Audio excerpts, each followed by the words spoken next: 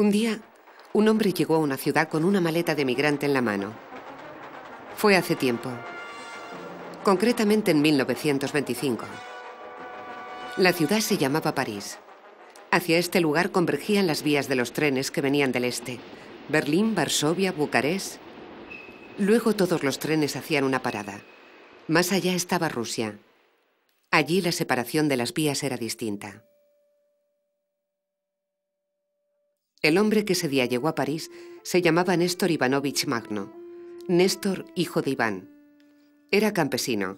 Su país se llamaba Ucrania. Llegó aquí después de 3 años errantes. Campo de refugiados en Rumanía, prisión de Polonia, juicio y absolución, perseguido por una demanda de extradición. Extradición rechazada, ya que según la nota diplomática, si volvía a su país se arriesgaba a ser detenido junto a su mujer y su hija y a ser condenado a la pena de muerte.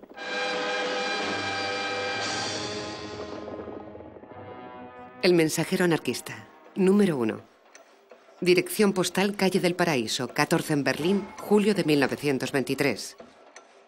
Empezamos hoy la publicación de los recuerdos de Néstor Magno, un documento de interés excepcional para todos aquellos interesados por la personalidad del autor y el papel que su movimiento jugó en Ucrania en el contexto de la Revolución Rusa. Глава 1. Capítulo 1. Краткие данные из моей жизни Algunos до революции episodios de mi 17 vida года. antes de la Revolución del 17. Отец мой, бывший крепостной помещик Mi padre Ошибельский, era un antiguo жившего siervo в одном из que своих vivía a имений в unas деревне 7 leguas de Шагорово, в 7 Гуляй-Поле. верстах от Гуляй-Поля, Екатеринославской губернии.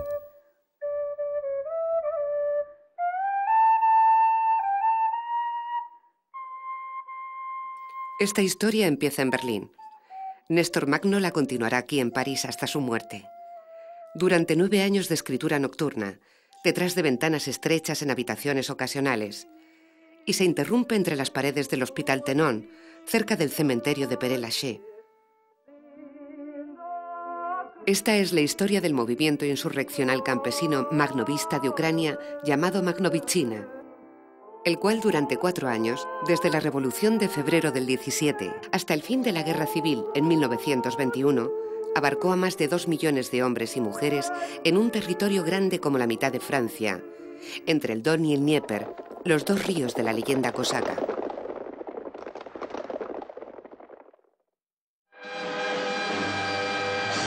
En 1957, el estudio Moscú Film adapta al cine la conocida novela de Tolstoy, El camino del sufrimiento, convertida en la versión oficial de la Guerra Civil. Tercer episodio, La mañana sombría. Estamos en Ucrania, 1918. La Revolución de Octubre apenas tiene 1 año. Es otoño. La Primera Guerra Mundial ya ha acabado, pero la amenaza de una guerra civil se extiende por todas partes. Es día de mercado en Гуляй-Поле, el bastión del líder campesino Néstor Magno. Батько Махно, атаман гулял и пил. Но только немногие догадывались, что он хитрит, тянет время. В эти дни ему надо было принимать большое решение. С 3 сторон надвигались враги. Из Крыма и Кубани деникинцы, с севера большевики, с Днепра петлюровцы, только что занявшие Екатеринослав. В какую сторону повернуть пулеметные тачанки?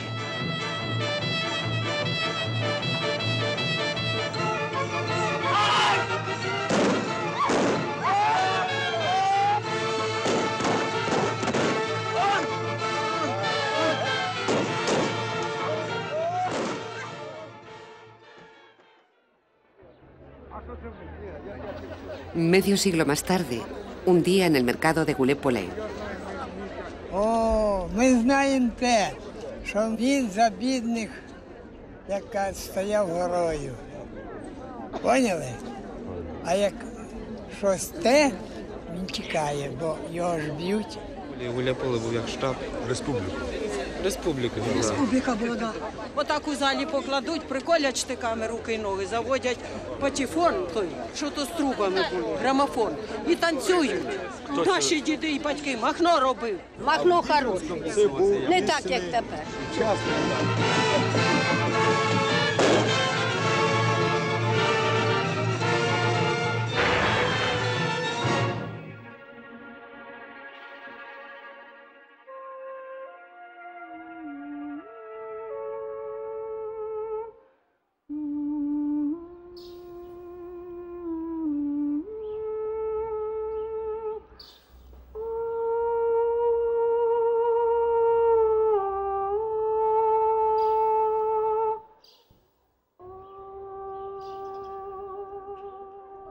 Махно Ігор Анатолійович. Що ще сказати? Работаю, живу, трудюсь на городі, цибулю садю. Що ще? Все нормально. Жизнь іде. Контора пише. Не женився ще, правда, оце. Бабушка заставляє, не хочу. Так розказували мама, що ну, він не бандит був, такий, як його оце зробили. Намалювали. Намалювали бандита. Він кого зря не вбивав.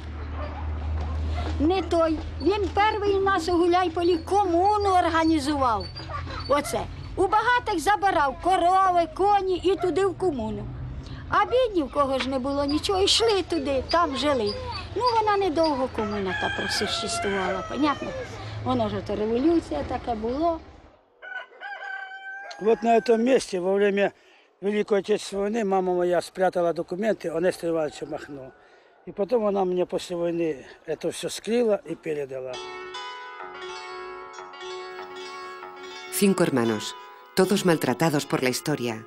Los 2 mayores, Carpa y Emilien, fusilados delante de su casa por llamarse Magno.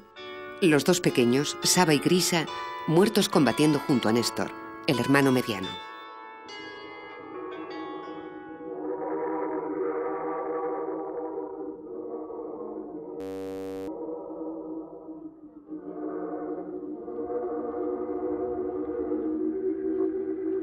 Hay una lápida de Magno en el cementerio de Goulet-Polé. Aquí, en la fiesta de los difuntos, que también es la fiesta de la primavera, no son los vivos los que vienen a saludar a los muertos. Son los muertos los que reviven para compartir la comida con los vivos. Оце самий старший брат його, Карпо. Це його син. Тільки нема дядька Савки, дядька Грицька. Нема. І дядька Нестора нема. El único monumento de la región que lleva el nombre de Néstor Magno está a 20 kilómetros de Goulet-Polé. Aquí están enterrados los soldados del ejército rusos muertos durante la guerra civil en 1920 a manos de Néstor Magno. Las palabras grabadas se mantienen para la eternidad. Las palabras que decimos pertenecen al viento y enseguida echan a volar. Бабушку забрали, і часові стоять на дверях. І бабушку ж туди пропустили, а маму не пускають. А мама каже, я так от штовхнула того часового і туди вскочила. Він сидить і саме на бабушку, що ти, мать твою, так, і об столик кулаком. А мама в отані, та діди на його, слухай, Микола, а чого ж ти йому не узнали його? А він свадьбу гуляв у Махна, спирт пили, гуляли в кургоні. А мама його взнали. Та кажуть, слухай, Микола, а чого ж ти йому не казав, що він не по правильній путі йде? Була б ще з Махно, я б зараз до нього пішов би аж гая, що не буде. Це точно. Бо зараз вже життя така надоїла. Бешена.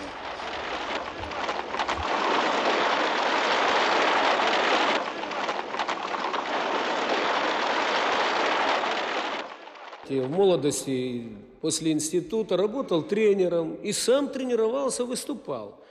Я-то слышал о нем, мы все о нем слышали, вернее, и видели его по фильмам.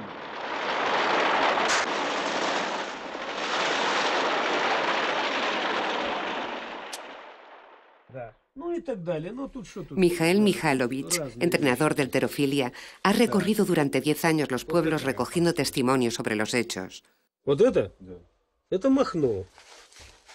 Это Махно и повстанчество. Потому что обязательно это слово обязательно должно присутствовать, мне кажется. Слишком большая тема.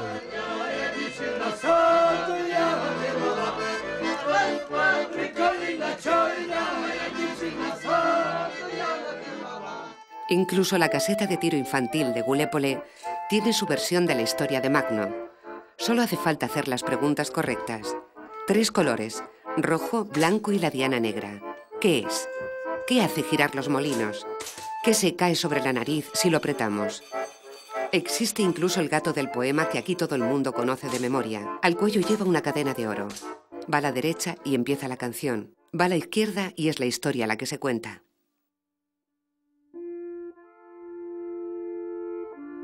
Al principio una palabra, la tierra, inmensa como el mundo, tan rica que los invasores se la llevan a manos llenas. Ucrania, Ucraína, en el límite. Se han cruzado y recruzado las estelas de los invasores, las de las antiguas repúblicas cosacas y las de los cosacos mercenarios, las de las revoluciones campesinas y las de los colonos que el poder imperial enviaba a repoblar las tierras de la estepa, esa tierra llamada Dikípoli, la tierra salvaje para domesticarla. Se cruzaron y recruzaron los idiomas y las maneras de nombrar la tierra y el cielo que la cubre, en polaco, en alemán, en ruso, en griego, en yiddish, en ucraniano.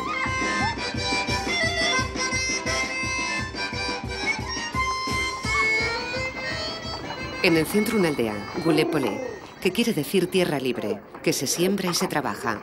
Campo de ferias y de grandes mercados agrícolas. A principios de siglo, Gulépole tenía 16.250 habitantes. 3 iglesias, una con 3 campanarios, una sinagoga, 5 escuelas de agricultura, 3 institutos, una escuela alemana, 2 escuelas judías, una biblioteca, un teatro. Había 3 molinos, fundiciones. La más importante era la fundición Kerner.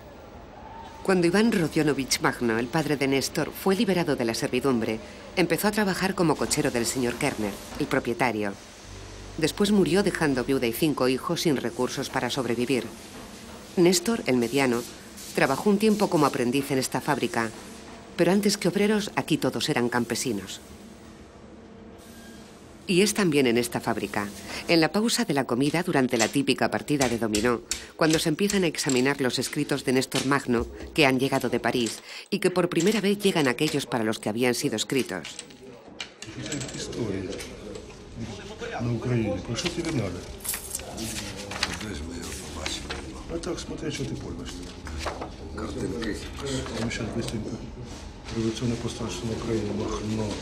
Во-первых, я считаю необходимым предупредить читателя, что в этом очерке недостает ряда весьма важных характерных постановлений и воззваний Гуляйпольского крестьянского союза. El Soviet de los Diputados Campesinos y Trabajadores, de su inspirador directo, el Grupo Anarquista Comunista, que se ha propuesto siempre, con una constancia admirable, organizar a los campesinos de esta región, explicándoles el sentido y el alcance de los acontecimientos que estaban ocurriendo, exponiéndoles los objetivos de los trabajadores en general y los de los anarquistas comunistas, más cercanos a la mentalidad campesina en particular.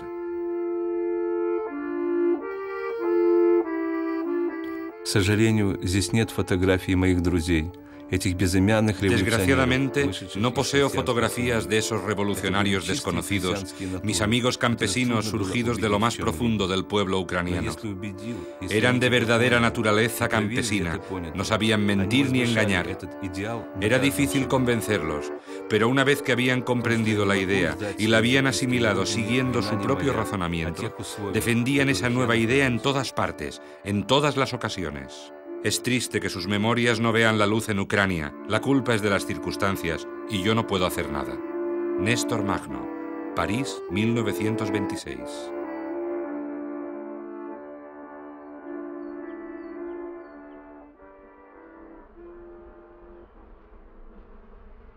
Я вчитель історії місцевої школи. Працював у цій школі більше 30 років. І скільки я її пам'ятаю, моєї роботи в школі я займався збором, матеріалом за події громадянської війни, які відбувалися в нашому краї. А от в цій папці у мене самий цінний матеріал, який поміщений в цих документах, це, звичайно, та програма анархістського руху. І вона, по суті справи, на сьогоднішній день перед нами постає не такою, яку ми нам преподносили, а яка вона була в дійсності. Estamos a principios de siglo, de nuevo en la fábrica Kerner.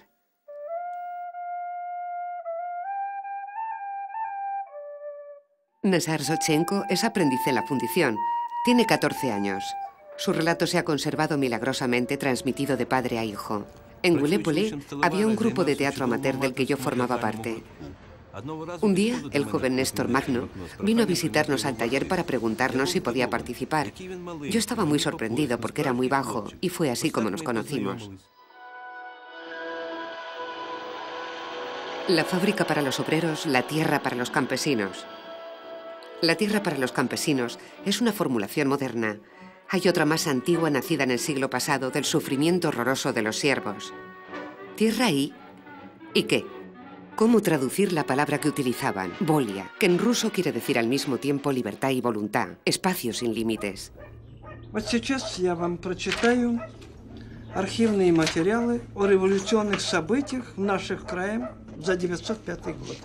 Имею честь доложить вашему превосходительству, что и по дополнительным сведениям, оставленным мне в имении штаб-ротмистера Мазаракия, продолжается самовольное расхищение хлеба, кормов, зерна не только местными крестьянами, но и крестьянами соседних деревень.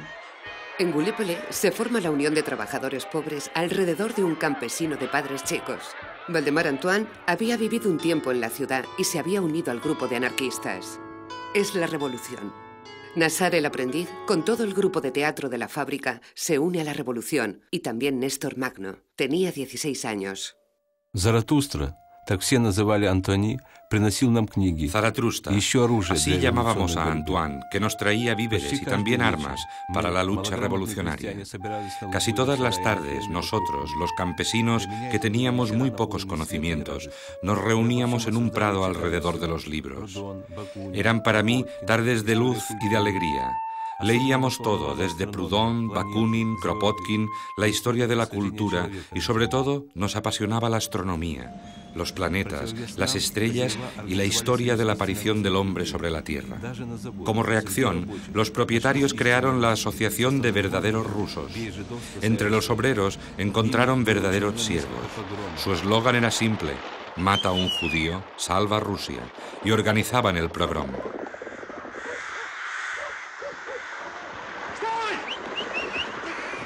Entonces decidimos, antes de que fuera demasiado tarde, combatir contra ellos. Hicimos que los verdaderos rusos se reunieran con la Madre Tierra.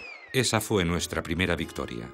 1 de mayo de 1907, día de manifestación prohibida Gallipoli. Todos aquí son buscados por la policía. Es la primera foto del recuerdo.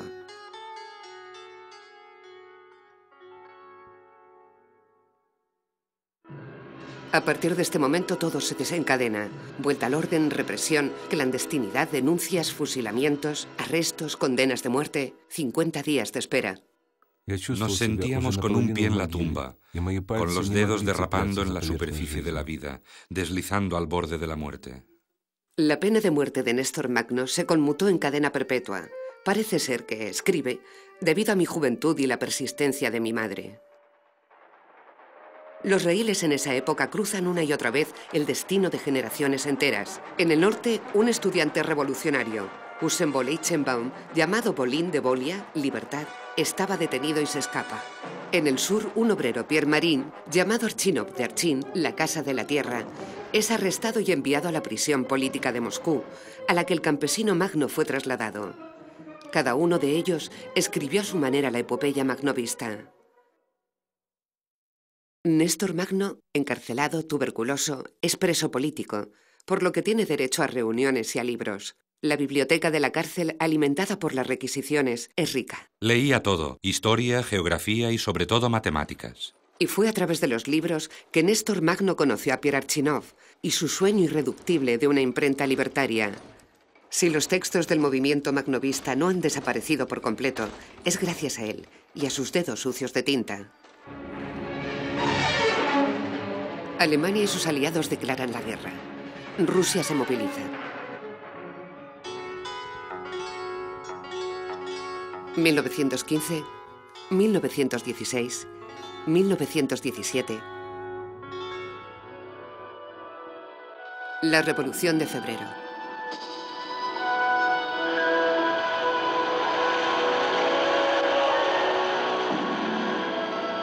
El zar abdica. Las prisiones se abren y a veces arden. Amnistía para los presos políticos que salen a la luz, formando un largo cortejo bajo vigilancia.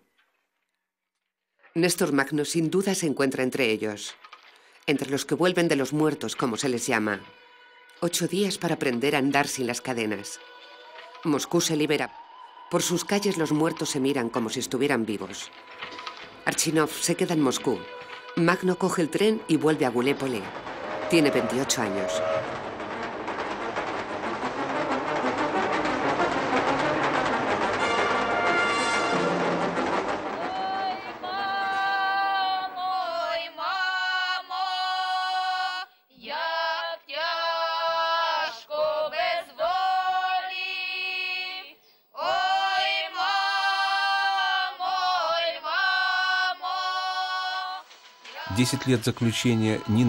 Diez años de detención no habían reducido en nada mi fe en un trabajo libre, basado en la igualdad y la solidaridad. Es con esta convicción con la que volví a Gulépole, donde nací, donde había dejado a tantos seres queridos y donde pensaba que podía ser útil en medio de la gran familia de campesinos, donde se había fundado hace tanto tiempo nuestro primer grupo. Тут же вже там, як і знають, Нестір, прибігли ж, бабушки сказали, а він іде, як розлітай той. Там жакетина якась на йому через плечі, сумка. Ну що він могли? Коли він прийшов, як у хату, як висипав, самі книжки, журнали. Оце з тюрми і прийшов з віщами.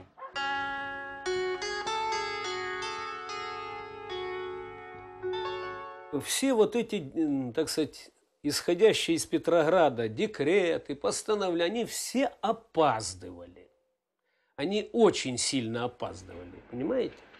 И потом смена власти повлекла за собой безвластие. И людям трудно было вот этот призыв к самодеятельности, это сложная штука. Одно угнетало. Estaba muy preocupado por la ausencia de conocimientos teóricos ante los inmensos problemas que me formulaba la revolución. Sabía que este era el caso de 9 de cada 10 en el medio en el que me hallaba. Vivíamos unos hechos de una importancia excepcional. Estaba convencido que debíamos trabajar no solo para elevar nuestro propio ideal, sino sobre todo para no impedir el desarrollo de los demás.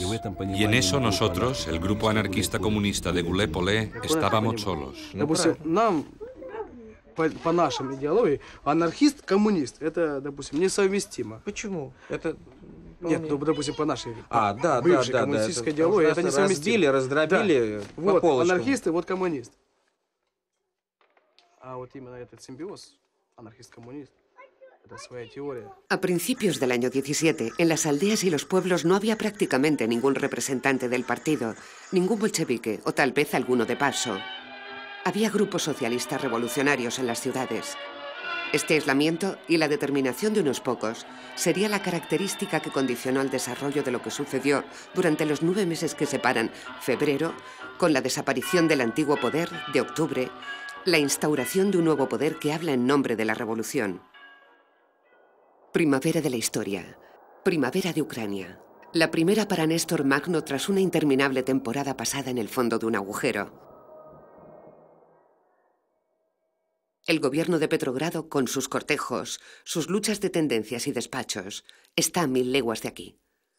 Pero todavía nadie se acuerda de los hombres, de unir en la realidad y en una misma frase las palabras revolución, obrero, campesino y el viejo término soviet que quiere decir consejo.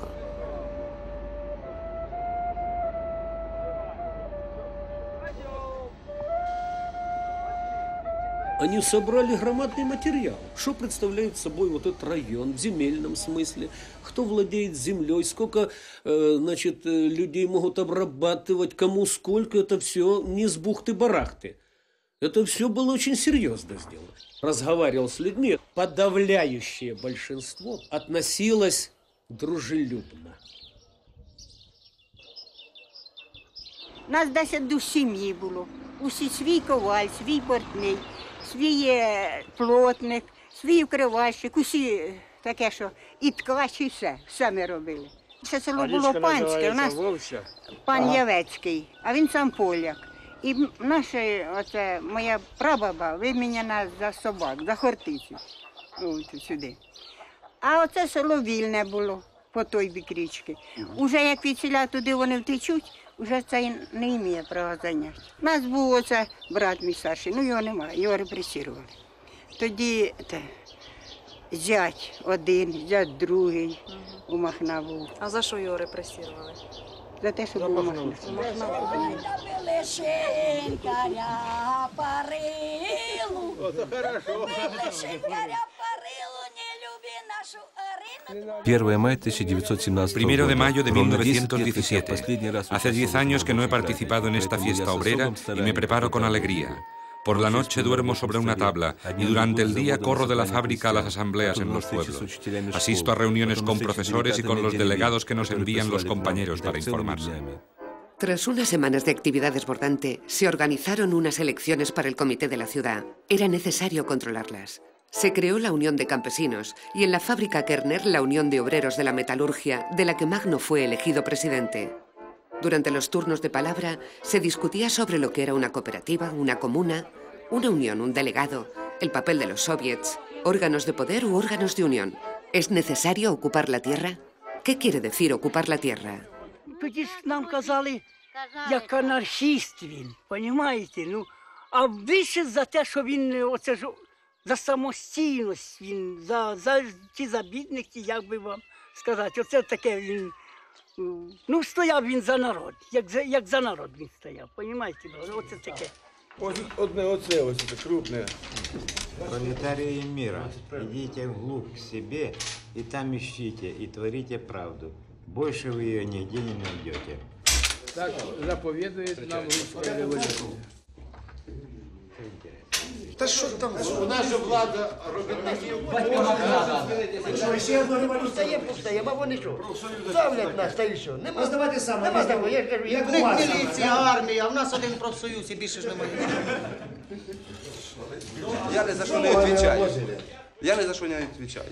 Если бы я за щось би отвечав, що це моє, допустим, я вже чувствував себе хазяїном. Я должен старатися, щоб воно було, чи як воно там должно бути. А так я себе нічим не чувствую, ніким. А що треба зробити, щоб ви відповідали? Революцію. Революцію. Так, і ще надо яку революцію. Тільки В першу чергу падає в око, що задовго до Великої жовтневої соціалістичної революції він, по суті справи, створив радянську владу в Гуляйполі. Це дуже важливо. Дуже важливо. El general Blanco Kornilov avanza sobre Petrogrado. Es la antesala de la guerra civil. Era el 29 de agosto por la mañana. Había mitin en la plaza central de Gulépole cuando el cartero trajo noticias del peligro que acechaba la revolución. Así comienza este relato de ese día, en el que se tomó la decisión, en vista de la urgencia, de crear un comité de defensa de la revolución, que nombra a Magno responsable. Después, tras una noche de reflexión, se decide desarmar a los propietarios, la abolición de los privilegios y aplicar el primer decreto sobre la tierra, tal y como se discutió durante meses en aldeas y talleres. Это первая акция, первая в Российской империи. Это надо знать, это надо отметить. История должна это знать. И он здесь, правда, я повторяю, вот по самодеятельному. Он собрал тут все эти документы на владение землей, экономией, помещиков там и так далее. Все это сжег, то есть придал анафеме бывшее и начал создавать новое.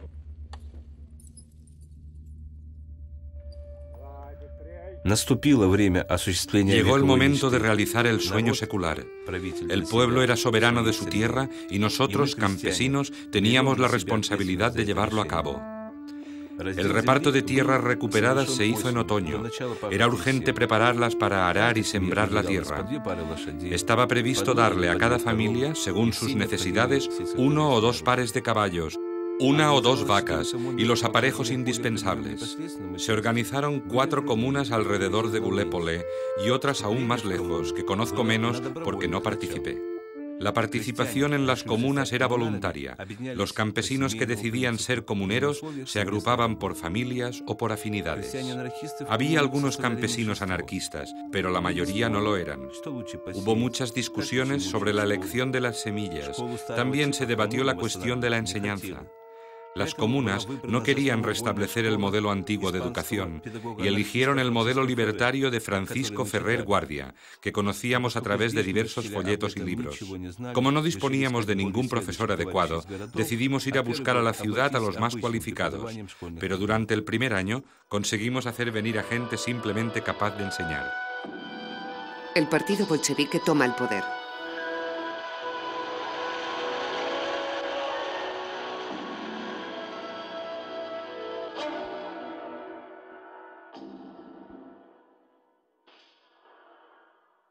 Proletarios del mundo, uníos. Precio 15 cópex.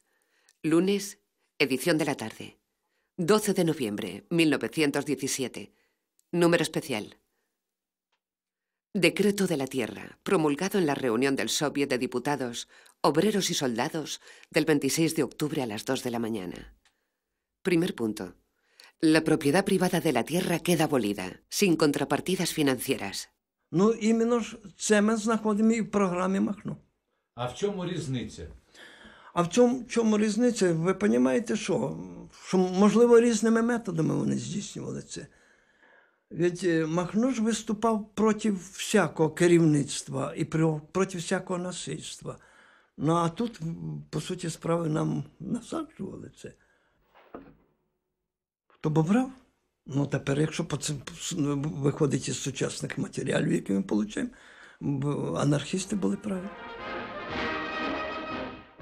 Puedo afirmar que durante los 2 primeros meses, los que en Ucrania se agrupaban alrededor de los consejos se alegraban del golpe de Estado de octubre, porque reconocían que en su base se encontraban los principios de una verdadera revolución, que venía del fondo de los pueblos y de los talleres finalmente despiertos. Pero también se mantenían alerta, ya que llegaban los primeros comisarios con las primeras directivas y las primeras inspecciones. Los campesinos venían a vernos. Somos gente humilde, decían. Tenéis que explicarnos. Ellos, los comisarios, vienen, gritan y luego se van, y después dicen que los campesinos estamos contra el poder de los soviets. La creación de una vida revolucionaria y libre del pueblo es una cuestión inmensa, profunda, sin límites, como nuestros impulsos. Y todo gobierno que asume la dura tarea de crear esa vida, exigiendo para ello la sumisión del pueblo, se encuentra ante un problema sin solución. Nosotros, que somos los hijos de esta revolución y los hijos del pueblo trabajador, hemos forjado nuestros destinos aquí, en nuestros pueblos y aldeas. Elaboraremos una solución que no implique humillación, sino responsabilidad. Las comunas campesinas, las uniones libres de trabajadores en los pueblos, son el germen de las comunidades libres de trabajo. No necesitamos comisarios y otros poderes, solamente debemos reforzar la conciencia de nuestras acciones y aplicarla con fuerza a todos los dominios de nuestra vida. Ofensiva alemana contra la Rusia de los soviets. El comisario del pueblo, León Trotsky, firma una paz bilateral con Alemania y en contrapartida Rusia abandona Ucrania. Las tropas alemanas entran en Kiev, devuelven a sus puestos a los antiguos propietarios y forman un gobierno nacional ucraniano colaboracionista. En Gulépole se forman grupos de defensa de la ciudad. Néstor Magno se va en busca de las tropas bolcheviques que están todavía en Ucrania. En abril, Gulépole es ocupada.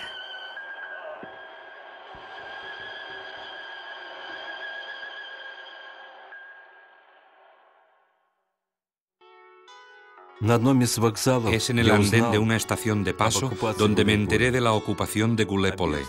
Veía a mi alrededor la huida de las tropas revolucionarias. Algo incomprensible, pesado, me apretaba el corazón. Una angustia tal que me tumbé en el andén pensando que sería incapaz de moverme. Es el éxodo. Los insurgentes de Gulépole, ahora clandestinos, consiguen pasarse el mensaje y citarse para dentro de 3 meses. Que hasta ese momento cada uno intente comprender lo que parece una traición a la revolución. Quería subir hasta Moscú y reunirme con los anarquistas de la capital para conocer las intenciones del nuevo poder. Para llegar aquí, Magno ha vagado de una estación a otra. y en la ciudad vagará de una imagen a otra.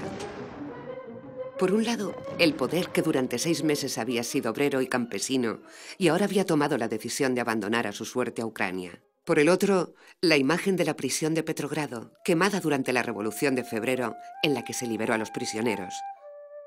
Es en este momento, de ventana en ventana, donde se va a dar cuenta de la distancia que separa el mundo de Goulet-Polé de los que aquí luchan no para ocupar las tierras, sino para figurar en las páginas de los libros. Primera ventana, visita al Círculo Revolucionario. Segunda ventana, visita a Pedro Kropotkin, que según Makhno le recibe con calor y ternura. Tercera ventana, visita a Pirachynov, el compañero reencontrado.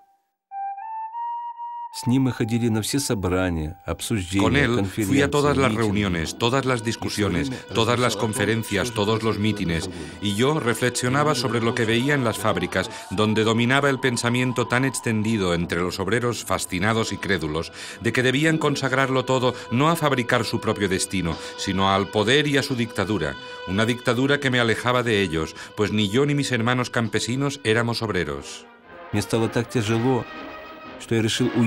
Y esta era una presión tal que decidí irme sin esperar más. Pero para ir a la Ucrania ocupada era necesario tener salvoconductos, y de este modo, por casualidad, me encontré en el Kremlin.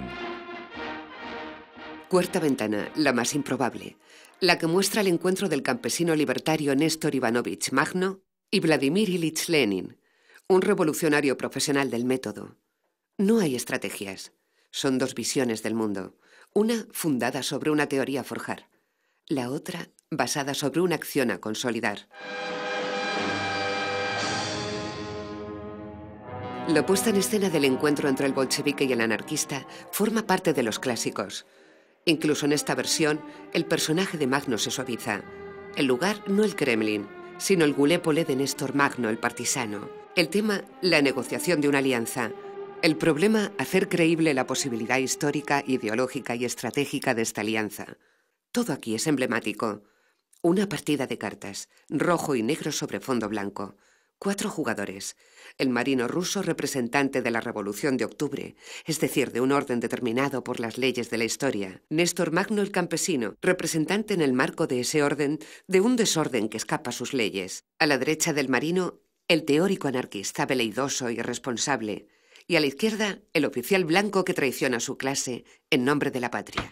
Еще в Париже мы начали спор с вашими большевиками. Спор не окончен. И никто еще не доказал, что Ленин прав. Вместо феодально-буржуазного государства создавать рабоче-крестьянское. Снять барский кафтан и надеть сермяжный. И у них-то будет бесклассовое общество. Что вы предлагаете? Анархия, мать порядка? Pero detrás de los arquetipos del guión está el eco, casi por casualidad, de lo que se dijo en el Kremlin. Глава 18. Моя встреча с Лениным. Capítulo 18. El encuentro con Lenin. Lenin me recibió paternalmente y comenzó a interrogarme lo más minuciosamente posible. La pregunta de cómo los campesinos habían recibido la consigna «todo el poder a los soviets» me la hizo 3 veces. Yo le dije que para los campesinos eso quería decir que el poder, en todos sus aspectos, debía realizarse directamente con el consentimiento y la voluntad de los campesinos mismos. A lo que Lenin me respondió que los campesinos están contaminados por el anarquismo. Y le respondí, ¿y eso es malo? Entonces Lenin puso sobre la mesa el tema del Ejército Rojo, de su lucha heroica contra el invasor, de la falta de apoyo de los campesinos. Me temo, camarada Lenin, que está usted mal informado, le respondí. Sus tropas se mantienen alejadas de los caminos y no combaten en el campo. ¿Cómo quiere usted que los campesinos les apoyen? No los ven jamás. Lenin se echó a reír. Vosotros, los anarquistas, pensáis y escribís sobre el futuro, no sois capaces de pensar en el presente. Yo le respondí que era un campesino iletrado, que me era difícil discutir un punto tan importante, pero le puedo decir, camarada Lenin, que en Ucrania, en la Rusia del Sur, como le llaman ustedes los bolcheviques, estamos sumergidos en el presente, y es a través de él que buscamos acercarnos al futuro, en el que efectivamente pensamos, y pensamos muy seriamente. Ya no soportaba Moscú, donde moría la revolución en el torbellino de la política del poder. Moscú, la perdida, que mantenía a centenares de ociosos de la causa, los del partido vencedor y los otros, que se perdían buscando en la anarquía una especie de perfección que no pertenecía a la vida. Ardía en mí el deseo de volver a Ucrania, con la gente de los pueblos, y allí con ellos entender lo que no habíamos llegado a alcanzar, y luchar, obtener la victoria de los campesinos o morir. Liberar Ucrania. Magno conoció la muerte de sus dos hermanos muertos por los invasores y escuchó por fin el relato de sus compañeros de cómo Gallipoli había sido tomada y desarmada en abril. Mi querido Néstor Ivanovich, todos los miembros del Comité Revolucionario, campesinos y obreros han sido detenidos y van a ser ejecutados.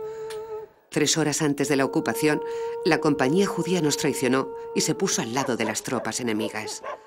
Todos los campesinos están desanimados y el odio contra los judíos es grande. Capítulo 6. La cuestión judía. Judío, respira libremente. Durante la época de los zares y de los propietarios, más de una vez has sido desterrado de tus tierras y has errado lejos de tu casa, sin apoyo ni consuelo. Estás cansado. Descansa y sé libre como todos los demás pueblos. Con estas palabras me dirigí en 1917 en Gallipoli a los judíos, cuando la gente me preguntaba: ¿y tú, Néstor Ivanovich, qué opinas de todos esos judíos con los que te sientas en el comité de la ciudad? Y nunca he olvidado estas palabras, ni los hechos que ocurrieron después, ni a lo largo de mi actividad revolucionaria. La lucha contra el antisemitismo la sostendrá incansablemente tanto fuera como dentro de sus filas. Hubo cerca de 60.000 judíos masacrados durante la Guerra Civil de Ucrania, que fue una de las más feroces y oscuras. El Camino de la Libertad, periódico de los revolucionarios insurgentes magnovistas de Ucrania, apareció en 2 lenguas, ucraniano y ruso. Número 42, precio 2,5 rublos, 3 rublos en las estaciones. El próximo congreso. Poder y no poder. Reunión en el teatro. Reunión de parados. Vergüenza. Vergüenza para aquellos que maltraten a un judío. Vergüenza para los que se hacen pasar por magnovistas y desprestigian al movimiento. Vergüenza a los que lo ensucian por intereses propios. Firmado Bolín, el antiguo estudiante libertario judío que será responsable de la Comisión Cultural Magnovista. En el cementerio Père Lachaise, su lápida está cerca de la de Néstor Magno. Las acusaciones de antisemita han sido y son una de las acusaciones más perniciosas que le han dirigido al movimiento magnovista. Néstor Magno, anarco, bandido, antisemita. Lo que hace de él y de todo su movimiento, tanto para sus oponentes como para todo el mundo, no un simple enemigo, sino algo dañino. Por el momento, todo es simple y muy peligroso al mismo tiempo. El invasor imprime sus propios billetes de banco en un idioma que es, en la mayoría de los casos, el mismo que el de los propietarios que vienen, matan, queman, roban. Hay que liberar Ucrania. Se forman los primeros grupos de resistencia sin conexiones entre unos y otros. Cada uno realiza sus propias acciones y en su propio terreno. Тут, в 1918 році, відбулося об'єднання 2 загонів. Загона місцевого матроса Чорноморського флоту Щуся, який мав у своєму складу невеликий загін, і загін Нестора Івановича Махна. Ну, а щось він порозказував. Це ж по розказу, значить, він був у Кронштадті. Його послали як революціонера. Ну, і він насобирав їх 12 чоловік. А вони розсипались по вулицях, по 7 там чоловік. І ото на конях, як підняли крик, стрілянину, така й стріча, це тут були дерев'яні мости, як кинулись тікати.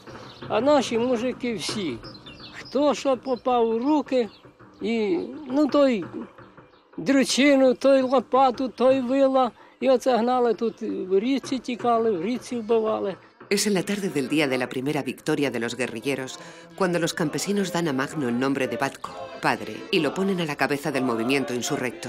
Він як батько захищав людей наших. А хто знає? Ну, захищав взагалі свободу всю. А хто знає чого? Казали батьку всі. Батько Махно.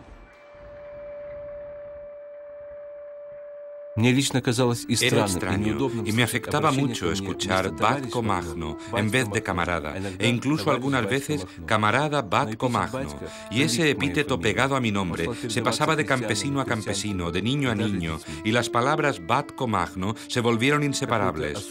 Con un extraño respeto y un amor y un orgullo que me eran difíciles de entender, se iba a extender de pueblo en pueblo sobre casi toda la orilla izquierda ucraniana. Era retomado por los insurgentes y por grupos que se hacían llamar Batallón Batco Magno, sin que yo supiera de ellos ni les conociera. Катачанку їде, в шапці, гармошка грає, а пацани, вервечка ціла, біжить за ним. А він грає на і кавалерія, ну пацани, ми знаємо, що і кричать оце. Para María, la hija del granjero, ¿quién está debajo del velo? Magno está en el mercado. ¿Dónde está? Incluso en las orejas del conejo, Magno es todo. Está en todas partes. Lleva falda y lleva peluca. Escucha todo porque le cuentan todo. Incluso en el fondo de los vasos donde está el mensaje de «Quien me ha visto, me ha bebido». Firmado Néstor Magno.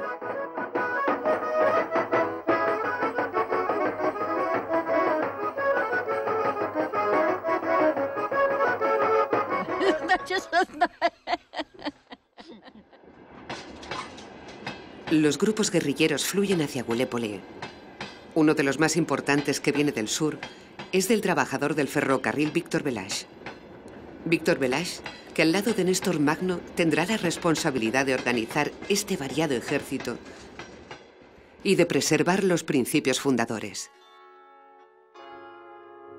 Autodisciplina, voluntariado y elección de los responsables. Es la segunda foto del recuerdo, la de la puesta en escena de una historia en la que cada uno puede llegar a ser lo que ha elegido ser.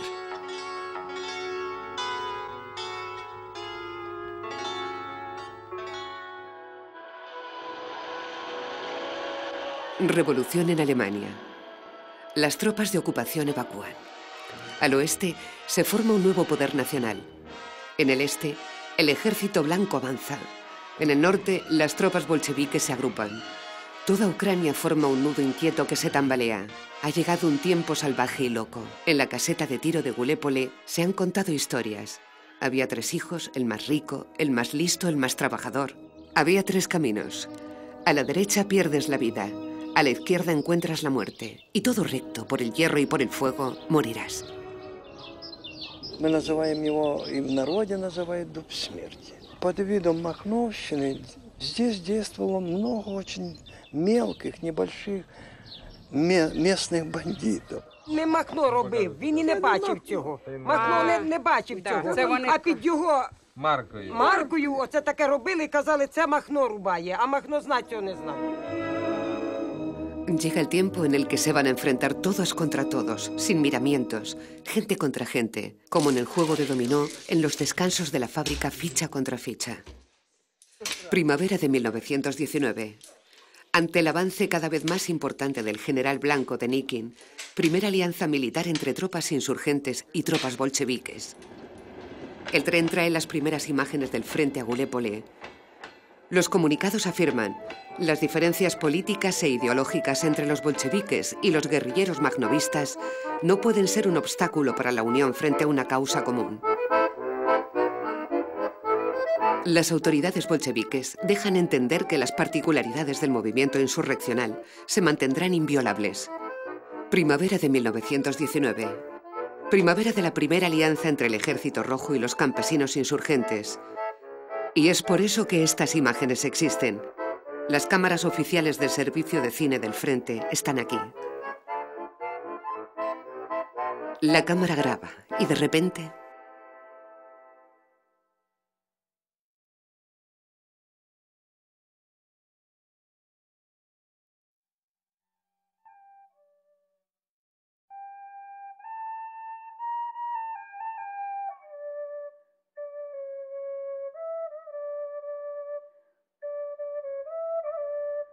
Да, я так, пролетарии мира, да, идите вглубь своей души, и только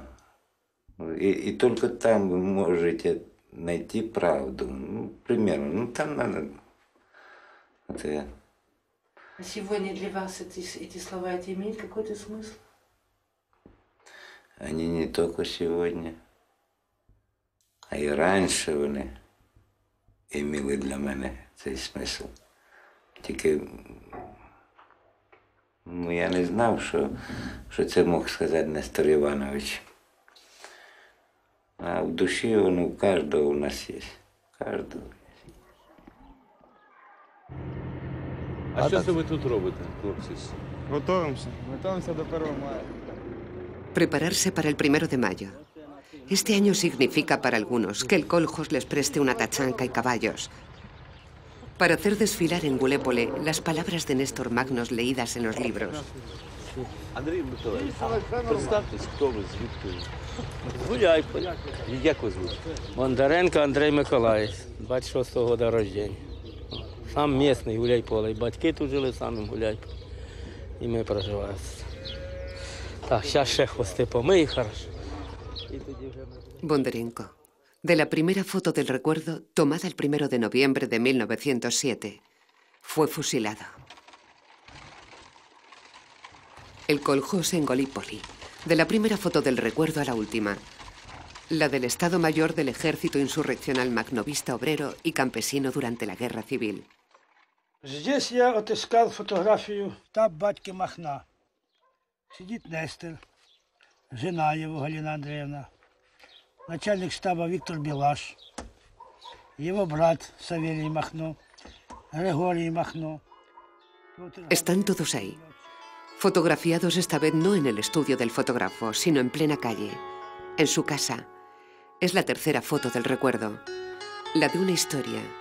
Escribirá Magno, donde la libertad de cada uno será la responsabilidad de todos. Detrás de la foto, el Gulépole de la comuna de Magno, tal y como se ha mantenido en la memoria y tal como aparece en las imágenes de las películas, con sus atracciones de feria, con sus cafés, con sus tardes de teatro, sus cánticos, sus banderas negras, las idas y venidas de las tropas, yendo o viniendo del frente. Y detrás de este Gulépole, el mapa dibujado a mano por Pierre Archinov, que se había unido a Magno y que no le abandonaría nunca. Con las zonas de influencia del movimiento magnovista, que desde Gulépole se va a extender a toda Ucrania del Este, convirtiéndose en el campo salvaje de una guerra civil. Una guerra de palabras más que de territorio. Proletarios del mundo entero.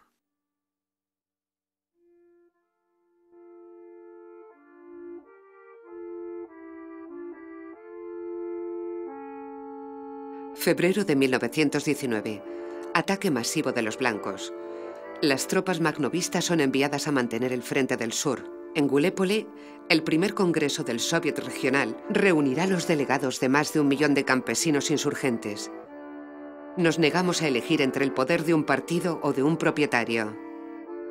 Se decide realizar una movilización general voluntaria para sustituir a los grupos que luchan desde hace meses y asegurar el avituallamiento. Marzo. En Kharkov tiene lugar el primer congreso campesino de toda Rusia. El objetivo, aprobar la nacionalización de las tierras. El delegado de Gulépole toma la palabra.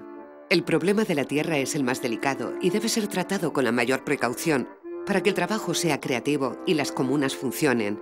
Hay que ayudarles, no desorganizarles. Que los bolcheviques nos dejen 1 año. Abril. Los combates en el frente se intensifican. Segundo Congreso del Soviet Regional en Gulépole. Los delegados de 72 distritos, representando a más de 2 millones de hombres y mujeres, participan en el debate. Al final del Congreso salta la noticia. El Congreso ha sido declarado contrarrevolucionario y sus organizadores fuera de la ley. Firmado Divenko, comandante de la división bolchevique. Respuesta: ¿pueden existir leyes promulgadas por algunas personas que se autodefinen revolucionarias? Firmado el Consejo Revolucionario de Gulépole. Magno ya no está en Gulépole, está en el frente. Las armas prometidas por los bolcheviques no llegan. Los hombres luchan con las manos desnudas. Es una carnicería. Junio. Vista la urgencia, el Consejo Revolucionario de Gallipoli convoca un tercer congreso llamando a los delegados campesinos, obreros, insurrectos y soldados rojos. Aparece en el periódico oficial Izvestia un artículo titulado La Makhnovitchina, firmado por el presidente del Consejo Militar de la República, León Trotsky. La terminación china en ruso es peyorativa. Por primera vez, el movimiento makhnovista es calificado de panda de bandidos, asesinos, saqueadores, pequeños propietarios y contrarrevolucionarios. Hermanos, abrir un frente en el interior del movimiento revolucionario es un crimen que nunca antes había sucedido y que nosotros no cometeremos nunca. Llega de Moscú la Orden 1824. Si en abril, bajo la orden, abajo la Makhnovitchina, queríamos una guerra de ideas contra los anarquistas, ahora decimos abajo la Makhnovitchina, aunque para combatirla haya que utilizar el hierro y el fuego. Porque de hecho, el objetivo de la ametralladora no es tanto un enemigo común como un signo tipográfico, el más ligero, el más desvalido, el guión medio, es anarquista-comunista. Es en el nombre de este guión que va a galopar la caballería makhnovista durante 2 años, inalcanzable por toda la extensión del mapa de Archinov, por donde a menudo oscilará el curso de la historia. A la cabeza de este ejército, que pasa de la azada y el carro al fusil, el campesino Néstor Magno, cuyas hazañas rompieron todas las estrategias y todas las previsiones y dieron paso a una epopeya. En 3 ocasiones, frente a un enemigo común, los rojos propusieron una alianza, y en 3 ocasiones, una vez vencido el enemigo, la romperán. Alianza imposible y al mismo tiempo inevitable, ya que para el movimiento obrero y campesino makhnovista, ninguna otra alianza es históricamente posible. La última alianza se termina aquí, en Ucrania. La caballería negra y roja rechazan juntos a las tropas blancas. Ya no hay enemigo exterior. La guerra civil ha finalizado. Al día siguiente, la caballería roja ataca por detrás a la caballería makhnovista y fusila a los delegados que habían ido a discutir una posible federación. Febrero del 21. En el norte, la comuna de soviets libres de Kronstadt es masacrada. Lenin instaura una nueva política económica. La nacionalización de las tierras se suspende y los pueblos decepcionados se alejan. Durante 13 años he luchado por una revolución social y continuaré haciéndolo. Habéis elegido creer al vencedor, es vuestro derecho. Lleno de heridas, cruza la frontera y finalmente llega a París. Le quedan 13 años de vida. Коммунизм, к которому мы стремились, предполагает свободу личности, равенство. El comunismo hacia el que nos dirigíamos supone la libertad del individuo, la igualdad, la autodeterminación, la iniciativa, la creatividad y la abundancia. Hemos formulado nuestro ideal de esta tercera revolución, basada sobre la toma de conciencia del pueblo humillado. Hemos tenido la ocasión de crear las bases de una sociedad fundada en los principios anarquistas, pero lo que teníamos delante de nosotros no nos ha dejado ni el tiempo ni el espacio. Hemos transformado la lucha de ideas en guerra entre los hombres. El ejército makhnovista no es un ejército anarquista. El ideal de vida anarquista no puede ser defendido por un ejército, sea cual sea. En lo que se refiere a la construcción de la conciencia y de la creatividad, el ejército es impotente y nefasto. Pero cada makhnovista es un posible anarquista.